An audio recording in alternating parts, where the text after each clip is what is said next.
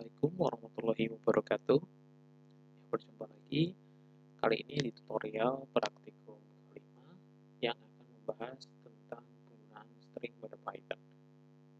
Jadi pada sebelumnya teman-teman sudah mempelajari ya tipe-tipe jenis-jenis tipe data seperti char, integer, dan juga string, tipe-tipe data yang lainnya, float, dan banyak tipe yang bisa digunakan. Nah, namun di sini string itu merupakan tipe data yang sering digunakan di Python. Jadi kita bisa atau perlu melakukan eksplorasi lebih jauh terkait dengan tipe data string ini yang ada di Python. Ada beberapa aturan-aturan atau beberapa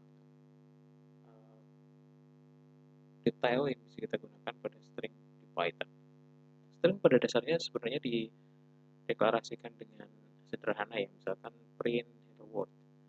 Itu cara kita mendeklarasikan di dalam diupdate dengan tanda kutip.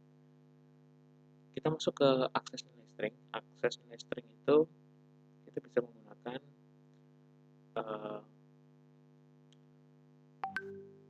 nilai atau menggunakan indeks pada nilai yang kita ingin akses. Misalkan di sini nama John Doe, message John belajar bahasa Python di belajar Python, print nama. Ini ada indeksnya, indeks ke 0. Kemudian print message 1, 4, message-nya 1, 4. Nah, nama ini kalau indeks ke 0 maka namanya yang akan ditampilkan adalah J, yaitu untuk indeks ke 0-nya. Kalau message 1 dan 4 maka dia adalah message-nya 1, indeks ke 0, 1 berarti di sini 0, 1, 2, 3, 4 berarti O dan D yang akan ditampilkan. Jadi dia bisa dilakukan untuk mengakses nilai dalam string. Kemudian juga bisa dilakukan pengupdatean string. String itu dapat diperbaharui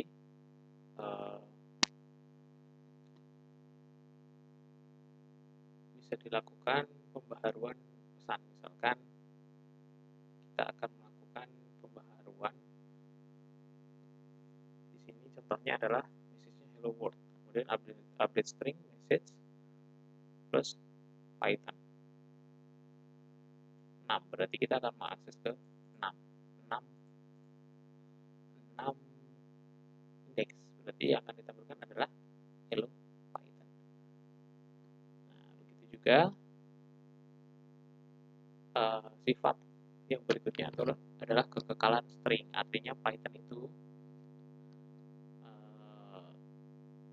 tidak dapat dirubah, artinya tidak dapat dirubah, tapi dia akan menggunakan atau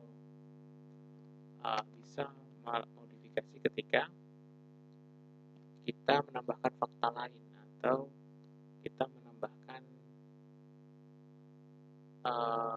sebuah kalimat tambahan seperti itu. Misalkan kita sebuah deklarasi, kita nanti akan coba kita eksekusi ya di kode program terkait dengan ini. Kemudian juga penggunaan tanda kutip. Tanda kutip itu bisa kita menggunakan petik 2 atau petik 1 di dalam string. Kemudian teks multibaris itu kita bisa gunakan karakter \n ataupun tanda kutip 3. Nah, di sini ada contoh-contohnya, bisa teman-teman lihat untuk contoh dari penggunaannya. Sekarang kita coba di dalam code-nya ya.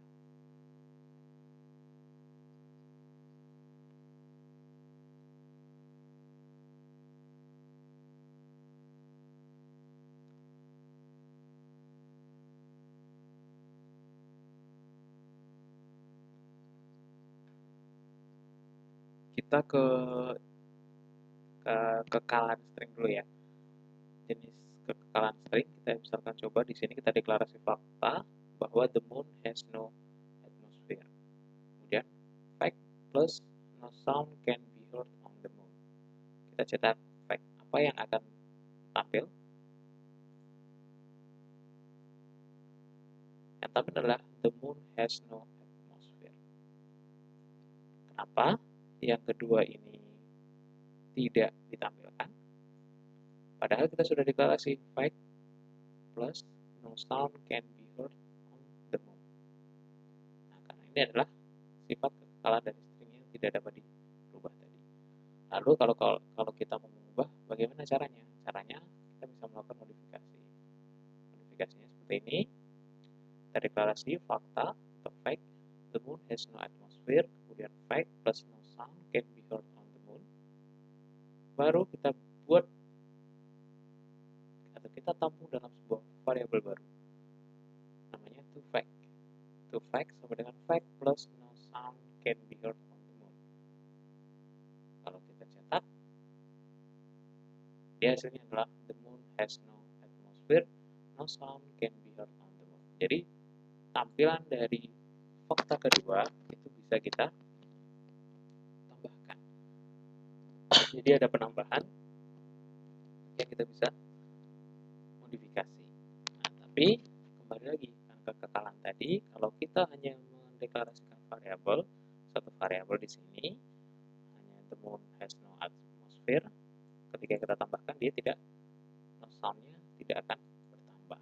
Tetapi kalau kita menambahkan itu ke dalam sebuah variabel, kita operasikan fakta ditambah no sound can be heard ini, maka kita panggil toFact-nya atau variabel barunya, maka dia akan ditampilkan dua pesannya seperti itu. Kemudian kita juga bisa menggunakan itu untuk yang kekekalan string ya. Kemudian kita masuk ke contoh berikutnya yang terkait multiline tadi. Multiline kita bisa menggunakan \n ya. Di sini kalau kita eksekusi maka there is no atmosphere, there is no sound. Fact about the moon, there is no atmosphere. Jadi dia terpisah-pisah ya secara baris, karena fact about the moon \n berarti dia pindah baris, kemudian there is no atmosphere, pindah baris lagi, baru there is no sound. Kemudian multiline kita cetak. Oke, itu untuk kekekalan dan juga multiline. Kemudian ketika ada update string, ketika ada sebuah source code seperti ini, kemudian kita jalankan, hasilnya adalah string update hello world tadi. Kenapa? Kita deklarasi variabel pertama atau var1 hello Python. Variabel 2, variabel 1 kita akses sebanyak 6. 0, 1, 2, 3, 4, 5, 6. Ya. Kemudian print string update variabel 1 sebanyak 6 ditambah word. Jadi kita mengambil 6 awal ditambah word. Itu yang kita print. Nah, itu kita bisa lakukan update sehingga string update-nya menjadi hello world, bukan menjadi hello Python. Jadi itu adalah sifat kedua terkait dengan Python. Begitu juga ini konsepnya untuk akses stringnya ya. Nah, untuk memahami ini tentunya yang tadi untuk update kenapa 6 seperti ini, 6 ini berarti mengambil 6 0 sampai 6. Kemudian 0 sampai 5. Jadi ada 6 elemen. Nah, elemennya kan sebuah indeks itu dimulai dari 0. Nah, ketika kita deklarasi variabel 1 hello Python, variabel 2 I love Python, kita print dengan source code seperti ini, kita eksekusi, dia akan ditampilkan H dan love. Kenapa? Karena variabel 1 indeks ke 0 itu adalah H. Ini variabel 1 ya, indeks ke 0, indeks 1, 2, 3, 4, dan seterusnya. Begitu juga yang kedua kita akan mengambilkan dari indeks kedua dan indeks ke 6 sampai indeks ke 6, berarti love. Indeks kedua sampai indeks ke 6.